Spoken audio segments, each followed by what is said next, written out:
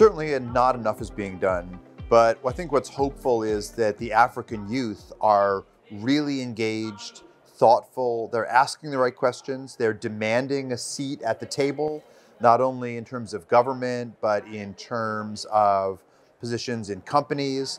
They see the nexus between academic work and policy work and forming companies and technology is something that they are really well equipped to do, but they have not been afforded enough of a space yet to be leaders. And it's not just an Africa thing in the United States. We recently elected a very young member of Congress, Alexandria Ocasio-Cortez. She has a so-called squad of other young leaders. They were not given a seat, they had to take it. I think African youth recognize they need that space, and even some of their leaders, more progressive people in companies and universities, need to be pushed. And so I think that there is the vision of a intellectual, a clean energy, a justice transition in Africa, but none of us are doing enough to enable it yet.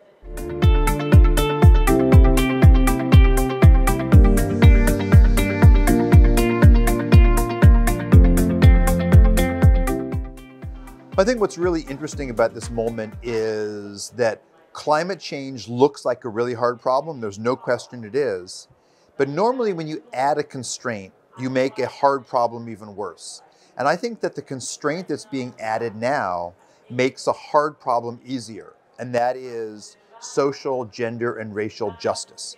So in Nigeria and in South Africa, the just transition is the new language, and that means jobs and opportunities for women to be leaders in engineering and public policy. It means people from minority, tribal groups to be uplifted. It means we do not accept manels or panels with only men. We're identifying these steps. Each one may not transform the world, but it's a new way of thinking, and it's inclusive. And if we're going to transition the whole economy, we don't want to transition for the rich, affluent in Belgium and Paris and Palo Alto and Boston. We need to do it for the most difficult to reach communities, because that will tell politicians and companies and marginalized leaders in the justice movement that climate is not just a crisis of climate, it's an opportunity to build in. And I see opportunities now where that's finally taking place. I certainly see new women-owned companies, be they African or elsewhere, rising up. The MIT 35 under 35 is highlighting leaders. We're seeing the first steps of it. The problem is we've waited way too long, and so we've got to do this much more rapidly.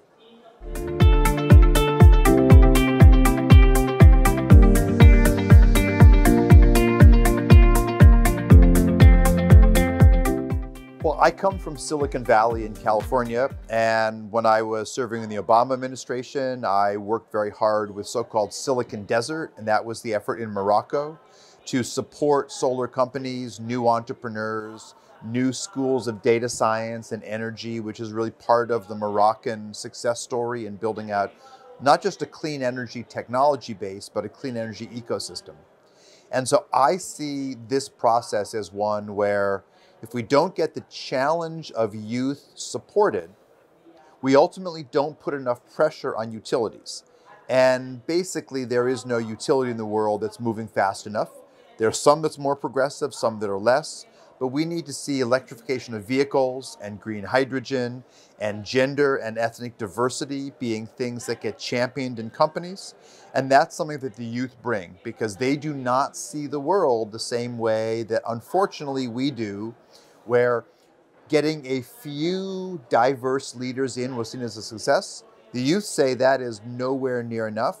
And so when I look at who's on the innovative frontier of clean energy companies for energy storage, for using drones, for doing aquaculture and floating solar and all of these energy innovations, I see a much more diverse set of future CEOs than I see in the world today. And I think that's where we've got to invest.